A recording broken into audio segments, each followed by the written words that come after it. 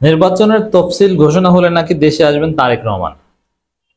তা আমি এটা বিএনপির লোকজন বলছে, স্পষ্ট বলছে যে তারেক রহমান নির্বাচনের তফসিল ঘোষণা হলে দেশে আসবে। আমি তো মনে করি যে বিএনপি তারেক রহমানের গোমর ফাঁস করে দিচ্ছে, রহস্য ফাঁস করে দিচ্ছে যে তারেক রহমান কি। দেখুন কতটা অযোগ্য নেতা, কতটা স্বার্থপর নেতা। আচ্ছা, তারেক রহমান বাংলাদেশের নাগরিক, বাংলাদেশে শতভাগ নিরাপত্তা আছে, তিনি আসবেন, তিনি দেশে ঘুরে বেড়াবেন, তিনি থাকবেন, তিনি সব দলের সাথে মিটিং করবেন, নিজ দলের প্রোগ্রামে যাবেন, বক্তব্য দিবেন, এটা তো স্বাভাবিক, তাই না? আর তিনি দেশে আসেন না, তিনি লন্ডনে বসে এই মুহূর্তে সার্ভিস দিচ্ছেন। কেন? কোন যুক্তি আছে এর পক্ষে? কোনো দলিল আছে? কোনো দলিল নেই। তো এখন বলছে যে কবে আসবে, কবে আসবে এই কথা বিএনপি ওই ঈদের আন্দোলন, বিএনপি আন্দোলন করবে, এটা যেরকম চূড়ান্ত ফালতু কথা। আন্দোলন কবে করবে? ঈদের পর। সেই ঈদ আর 2041 সালেও আসে না, আসবে না, 71 সালেও আসবে না, সেই ঈদ লাগে না, অন্য কেউ আন্দোলনের হক আদায় করে দিছে ছাত্ররা। তারেক রহমান দেশে আসবেন, কবে আসবেন? নির্বাচনের তফসিল ঘোষণা হলে। তারপরে আবার না বলে যে কোন নির্বাচনে, তা তো বলেনি। এই নির্বাচনের পরের নির্বাচনের তফসিল ঘোষণা হলে। কে জানে এটা বলতে পারে? এতটা তাদের কথা এতটা অবিশ্বাস্য। যেমন তারেক রহমান দেশে আসবেন, এটা কতবার বলেছে, তারিখ দিয়েছে না, জুলাইয়ের শেষ সপ্তাহে। জুলাই তো শেষ, 5 আগস্ট দেশে পালন করার কথা ছিল, কই এসেছে? আসেনি। এরকম কতবার তারিখ দিয়েছিল। একবার বাড়ি ধারায় একটা বাড়ি ঘষা মাজা করে যে এখানে থাকবেন, একবার গুলশান 2-এ একটা বাড়ি ঘষা মাজা করেন যে এখানে থাকবেন, কই থাকেন না তো, আসেন না। এখন বলছে নির্বাচনের তফসিল ঘোষণা হলেই দেশে আসবেন তারেক রহমান। তো এর থেকেই প্রমাণিত হয় যে তিনি কতটা স্বার্থপর। দেশপ্রেম থাকলে, দেশের জন্য টান থাকলে, দেশের মানুষের প্রতি দায়বদ্ধতা থাকলে মানুষের পাশে এসে দাঁড়াতে নাগি।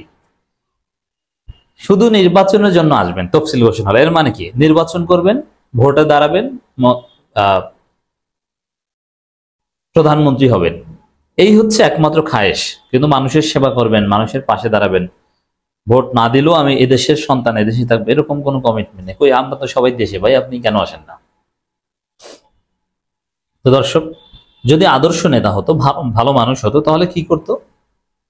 সুযোগ এসেছে, চলে আসছি, নির্বাচন যদি না হয় তাহলে আসবেন না। এই যে বলছে নির্বাচনের তফসিল ঘোষণা হলে দেশে আসবেন। আচ্ছা, নির্বাচনের তফসিল যদি ঘোষণা না হয় তাহলে কেন আসবেন না বলেন তো? এটার জবাব কি? সাপোজ নির্বাচনের তফসিল ঘোষণা হতে আমরা দিলাম না, আপনি কেন আসবেন না? তারপরে নামে কোনো মামলা নাই, কেউ গ্রেপ্তার করবে না, কোনো সমস্যা নাই। খালেদা জিয়া যদি বাংলাদেশে ঘুরতে পারে, তাহলে তারেক রহমান কি যে তিনি ঘুরতে পারবেন না? খালেদা জিয়ার যদি বড় কিছু, কোনো ভয় নেই। কেন আসেন না? একদম স্বার্থপর, না ব্যর্থতার দায়ভার নিতে চান না? যে দেশে আসলেও দেখা যাবে সেই চাঁদাবাজি চাঁদাবাজি, তারপরে বলবে যে আগে তো লন্ডনে ভাগ যাইতো, এখন তো সরাসরি কেউ ব্যাগটা হাতে নিয়ে তারেক রহমানের বাসায় ঢুকলেই বলবে যে একটা চাঁদাবাজির ভাগ। এই লজ্জায় নাকি? তো এটা প্রচার করে কোন আক্কেলে আমি বুঝি না। নির্বাচনের তফসিল ঘোষণা হলেই দেশে আসবেন তারেক রহমান। একজন নেতার কোনো বৈশিষ্ট্য এটা? যে দেশ স্বাধীন হয়ে গিয়েছে, দেশে নিরাপত্তা 100%, তারপরও দেশে আসছেন না, বলছে নির্বাচনের তফসিল ঘোষণা হলে। নির্বাচন যখন শুরু হবে তখন এই ধানের শেষ বিরোধীরা তো এই প্রচারণাই চালাবে।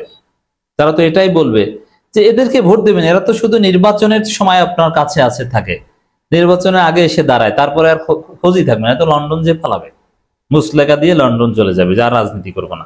যেই দেখবে যে না নিশ্চিত প্রধানমন্ত্রী সুযোগ আছে, তারপরে আসবে। এর মানে বিপদ আপদে আপনি পাবেন না, নির্বাচিত হয়ে গেলে আপনি আর এর ছায়াও দেখতে পারবেন না। এটা কি বিরোধী দল বা বিএনপি বিরোধীরা প্রচারণা চালাবে না? শতভাগ প্রচারণা চালাবে।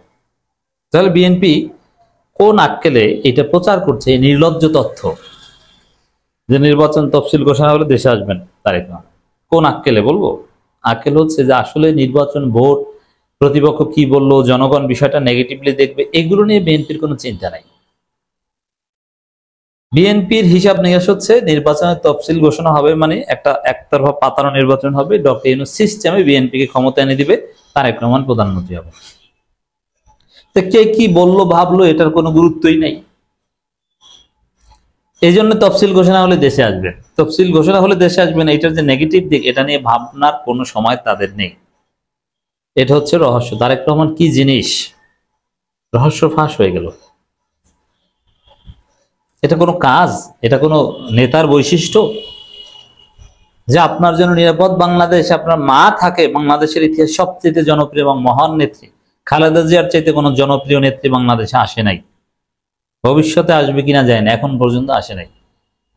নেতা প্রধানমন্ত্রী লেভেলের খালেদা জিয়ার জনপ্রিয়তা জিয়াউর রহমানকেও ছাড়িয়ে গিয়েছে।